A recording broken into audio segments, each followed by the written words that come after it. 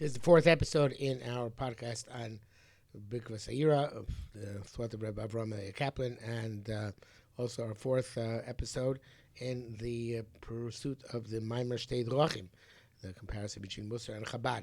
And Bez Hashem will finish it this time.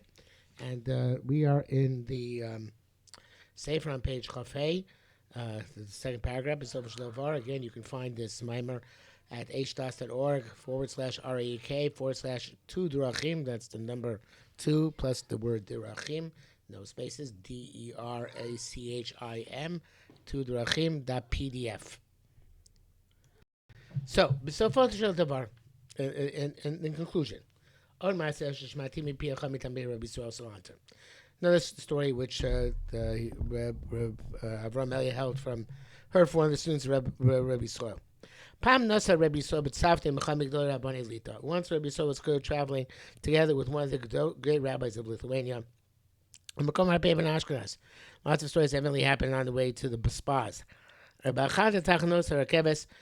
in one of the rain stations, Rabbi Soil bought from the local snack stand, whatever it was, 2 rolls, paspalter, in other words, non-Jewish bread. The Rav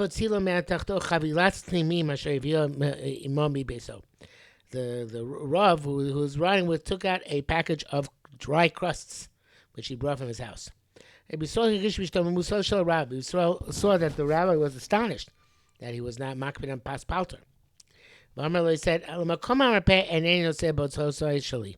I'm not trying to spy on my own expenses. By the expense of one of my friends. At the time he gave money because he was suspected. That I might be too machir and mad as a cautious once I'm outside the boundaries of Lithuania. Guess in Lithuania it's easy to get past Yisrael. He made with me a specific condition. L'shem havrasi, for the benefit of my health, alayli monat, I must refrain from anything which can damage my healing. For now, while we're traveling, I don't eat fresh bread. Yes, it's true. I will refrain from the prohibition of non-Jewish bread. In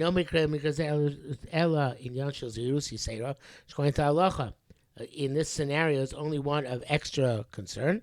He brings that here in the footnote, actually the source. But at the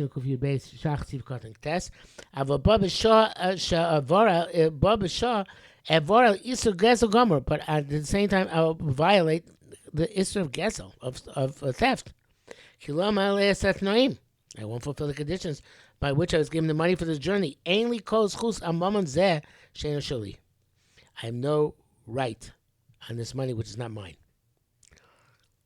Now, the Rebbe is telling us a tremendous lesson, which it's very rare for people to have emphasized, certainly back in the day. Rav Breuer was the Rav Akal Dasishur. Yossi Breuer was famous by putting it Besser Glatt Yausher als Glatt Kausher. Better to have glatt honesty than glatt kashrus. And it's something which we tend to forget, that there are Chesed Mishpat issues involved in food as much as there are day issues. We kind of look down at people who are concerned with, let's say, slave labor or with other types of humanitarian or environmental issues as being woke, which is obviously an adjective which did not exist a few years ago, but now it is ubiquitous. And it's not a good perspective, because everything has to be taken into account when one has food or anything else, but not just the Yoredei of the kashrus, even the Derachim of the brachos, but the Chesed Mishpat of the way the food is produced. And this is true in what we're all saying here. Chesed Mishpat of using the money you were given in order to fund your trip is perhaps more important, I would say definitely more important, than the chumrah of paspalter, not to eat paspalter. Rabbi goes on, L'noki migezel legamrei, to be completely free of theft. Lo chashav Rabbi Yisrael satzmo. Rabbi Yisrael did not concern himself. Ki Moshe Misaper Yitzchak Blazer, a Bitzla Petterberger, Bar Yisrael, in the or Yisrael in the section here it says Nesivas Or, which is the biographical section of Rabbi Yisrael. V'emtzah shnosov, in the middle of his years, this is a quote from Rabbi Bitzler, he was compelled to benefit from others. He could not finance himself. His parnasos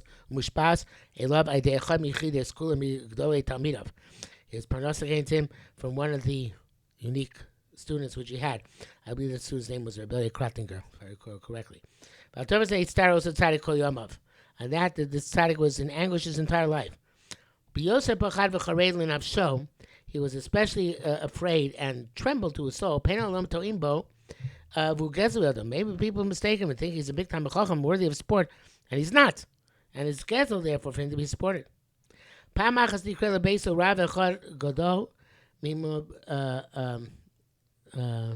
say so, though.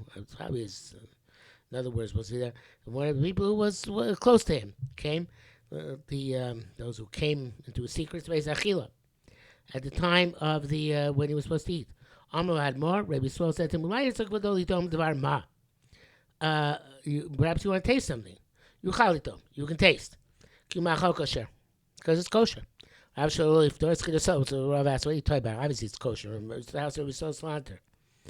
And more Yeshila with Tzachos Lashono. This the Rabbi Yisrael answered smoothly, in a smooth fashion. It's possible that by me the food is not kosher because it's theft in my hands, because I am being sustained by somebody who's maybe sustaining me on false premises. But I got from him the whatever his flour and made it bread, so I made a shini maisa.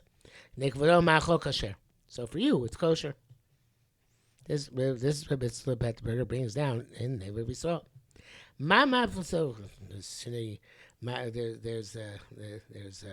It says once the locha is something which is stolen, once it undergoes a shinui, the shinui is kona. It was nicked to Rabbi Yisrael through the shinui, and therefore the Rav can eat it. How amazing is this picture? Gon Gadol, a great genius. Tzaddik Yotze Meger Gil, a tzaddik beyond all that's normal. Yochim Yuchad, special and unique. Lo rak bizmano, not just in his time. Chayim Machshava, he lives the thought that maybe money of ill-gotten gains is in his hands. Do you think that he had that confusion, that complex, which that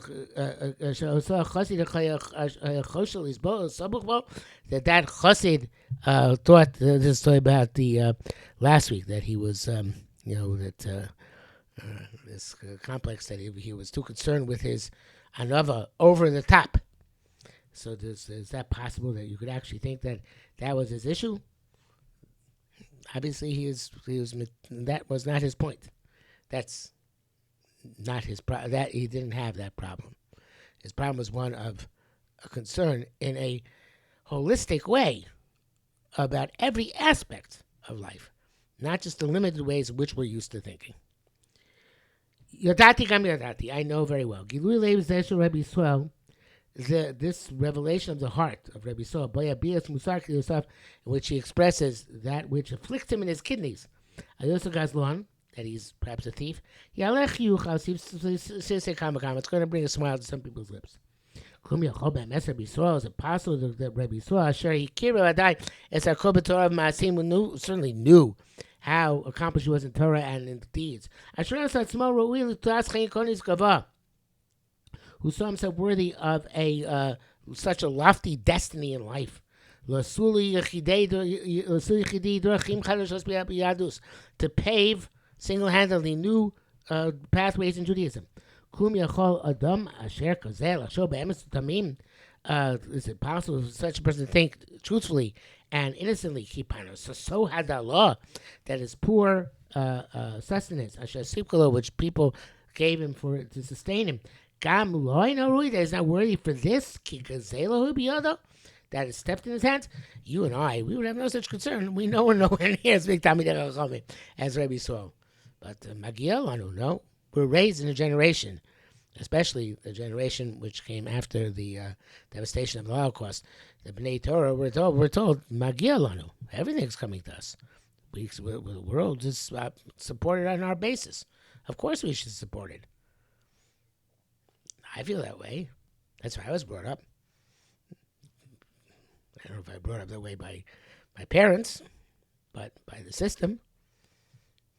Rabbi Saul was not like that. Here, I think it's a good one. No, I didn't. It's true. We can't know in truth, and to clarify and depict to ourselves. Rabbi Saul Pnima, what was going on internally, Rabbi Saul. Just like we can understand. Well, can't understand really. How Moshe Rabbeinu Shavadai Yodas as well as knew himself.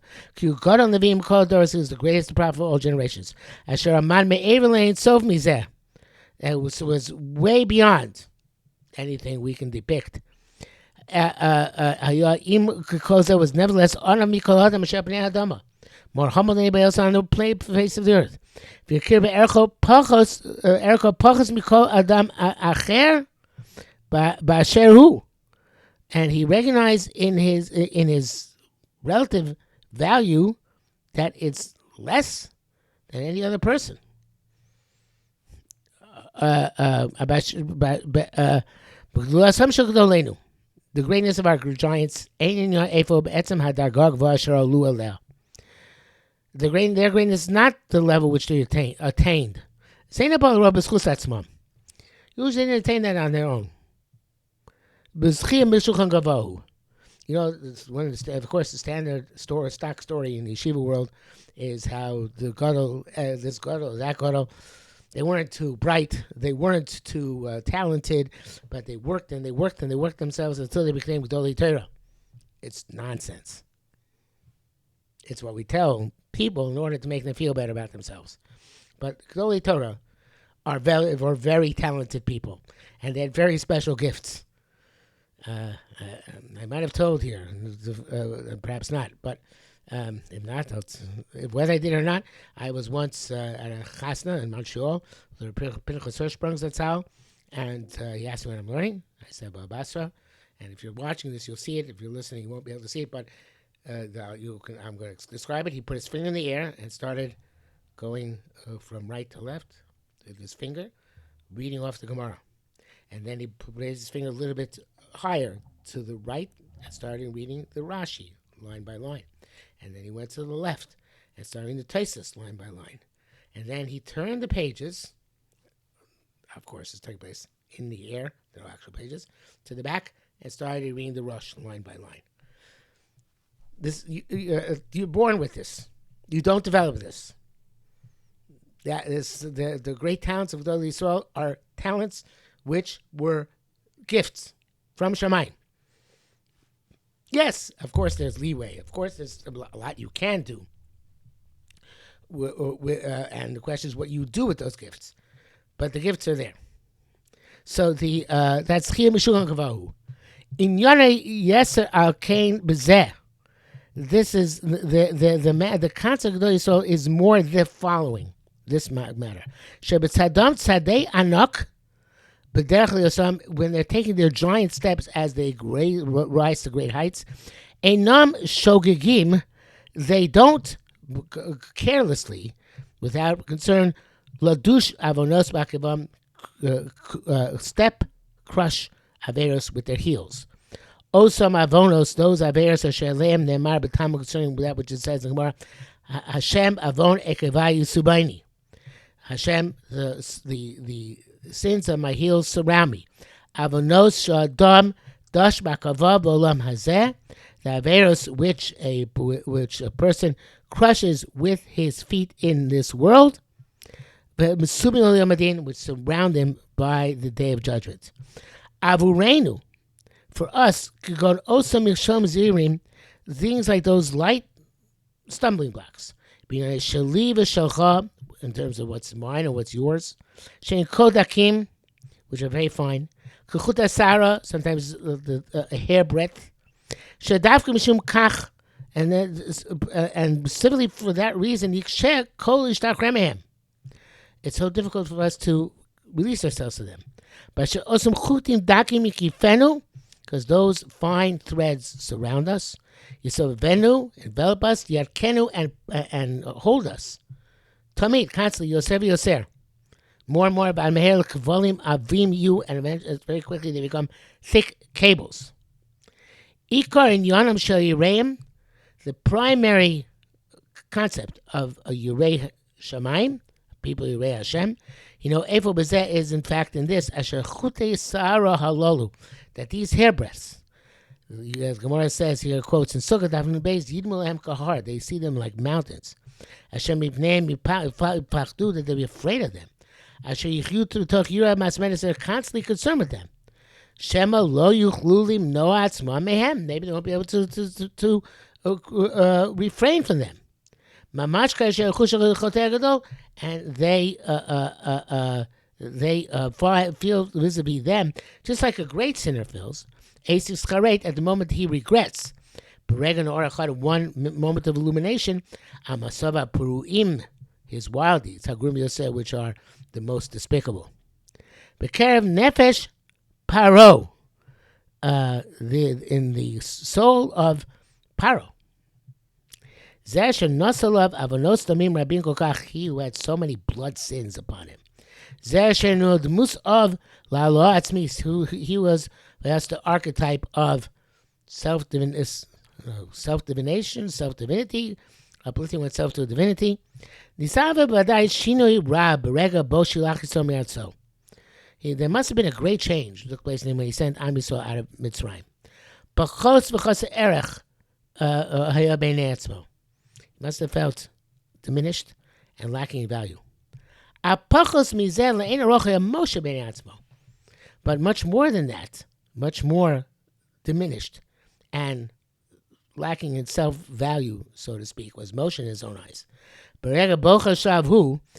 he himself thought, Gadol Nevi, the great prophet, he called Doros, on his small, minor sins, which we don't see at all. So he was, therefore, at the same time that when he reached the Madrega, Torah, concerning which the Torah says, Lo kom navi obi Yisrael Moshe, that no prophet rose in Israel like Moshe. Nemno alav, gam amrosa acheres. There's true about him also the other statement. Va'ish Moshe anav ma'om mikol adam Moshe b'nei Adama. Moshe was more humble than any person on the face of the earth. In the later mimer, a short one, so is going to talk about. Rabbi is going to talk about Anova to a large extent and what exactly Anova means. But here, Rabbi Avrohom is kind of saying that the greatness of Gdolei Yisrael is Melcham Gdulasam Sham Timtzad V'Sanusam. And basically, the greatness you find their humility, and their humility is this holistic perspective to be concerned with all facets and aspects, and that means that even the Avonos Kalim, they're concerned with. Perhaps especially those, because they are attuned to them in ways that the rest of us are not attuned. There's a story which he has something down here. Rabbi Yisrael. Rabbi Yisrael was very maker once with the shear of water for Netilas Yadayim, and they asked him why. So, maybe it's possible shooting for revius. He said because the water is brought in by this poor orphan servant girl. And the more I wash, the more water she has to bring in. So, Agoda Yisrael is not and who thinks this way? Agoda Yisrael is not machmir on the Netilas Yadayim. He's machmir on Amona Geria Sam Lo Sanun. That's a perspective which Rabbi Avrohom is saying is not as prevalent as it should be.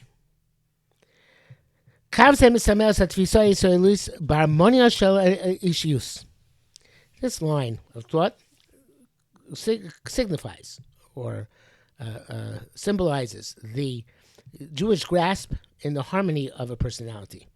The unity or the unification of greatness of spirit, which reaches the highest height. With the involvement in the fine details.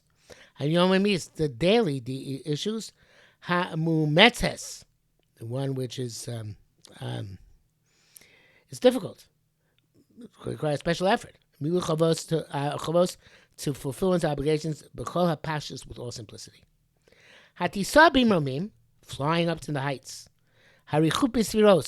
Floating among the spheros. The divine spheros.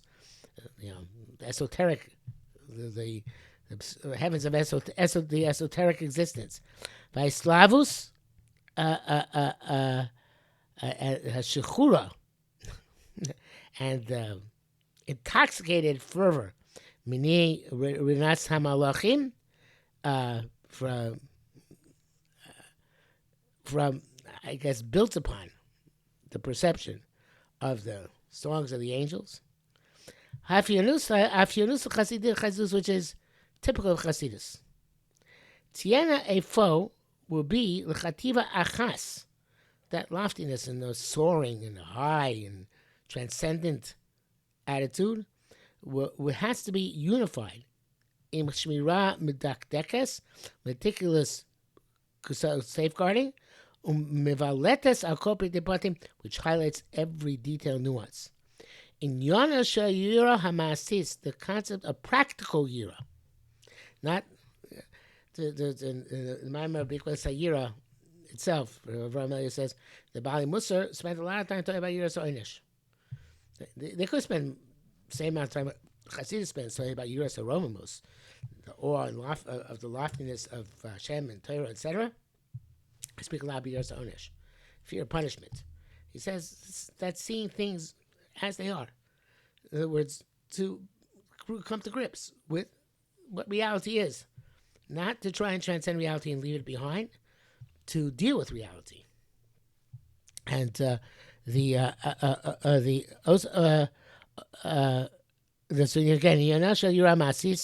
this is the way one deals with practical yira.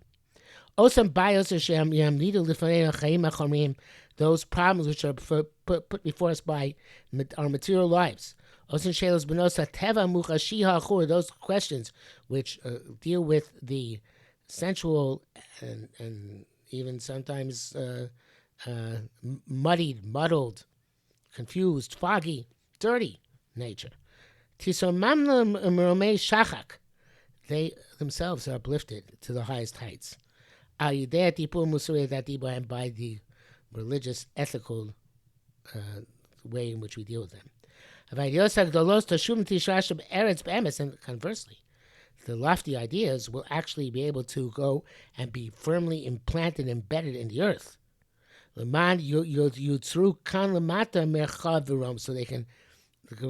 they can create down here below a breadth and a height. Le'emuna, for enhanced emuna and mysterious Elohim and dedication to Hashem.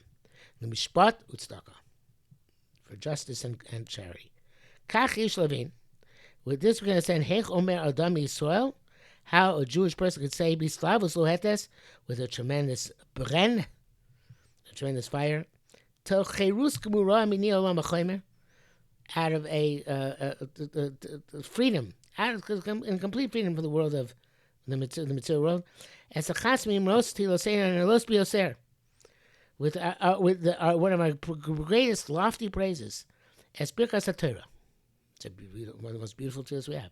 Ulezeh, and then miyad, immediately, below sekoshu, without any interruption, mikasherhu ketorah, he links as Torah to that Torah, as he's askus b'shelas hamishpat shora shenogas sapora.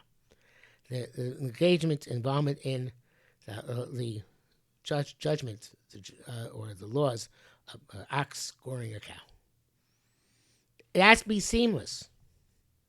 It can't be that Shora Shenogas Sapora is also esoteric. That misses the boat. It has to be, and of course, you can learn Shora Shenogas Sapora. They say, I don't know the details, but I don't remember. I've never seen it written down. But there's a big issue, a discussion between Baron Kotler or argument between Baron Kotler and the Friedrich Lubavitcher Rebbe about the Shor Sabora. If the preferable way is to learn it Kipshuto, the preferable way is to learn it on an esoteric level. I've never seen it written down, so I can't say exactly what happened there and how serious the dispute was. But the point is that you have to be able to learn Shor Sabora on a simple level. Everything in Gemara is dealing with the mundane and dealing with the daily drudgery. And Judaism is perhaps more concerned. And Agadol's greatness is perhaps more manifest in their dealing with the, so to speak, petty issues. What's Adam Dashba Kavav. HaChasidus. Bichu b'tzvasah Chabad, it's especially in its form of Chabad. HaShrasah Harbei Mirucham B'Olam HaAtzilus. It bestowed much of its spirit in the world of loftiness. B'Olam HaAtzilus in the world of being uplifted and achieving high levels of clarity. Hashira, in the world of music, of ecstasy. Torah Sagra, the Torah of the Vilna Gaon, Havila brought Bedarche Hanhara in ways of its illumination, Buruch Aches in a different fashion. Atat, very slowly, without that drive of ascent. B'bitachon, in security, Vesnus, and with strength. B'chvodo shel ulam, with the honor. It's interesting. With the honor of the hall. So before we talk about the hall being a glorious hall, and now maybe saw being in a small room, but it evidently with the same honor, which one finds in the great ulam, liat oso ashulchan haTorah, the next to that table, pure table, hamuchanim zuman l'archav. Which is prepared, I guess, for Achnos Orchim. I'm not sure if he's talking about actual human guests or about the guests he's about to depict, but I assume he's talking about human guests because it has to be a table of Chesed. Piskas Gemara, dealing with on that table with a passage of Gemara, or Sifri, Yerushalmi, or Rambam. Misparemes Omikiyun, and that gets clarified in the depth of analysis. The Dekas Od Va'od. It's checked and analyzed again and again. And the matters become illuminated din, as the analysis of a halacha, of a law.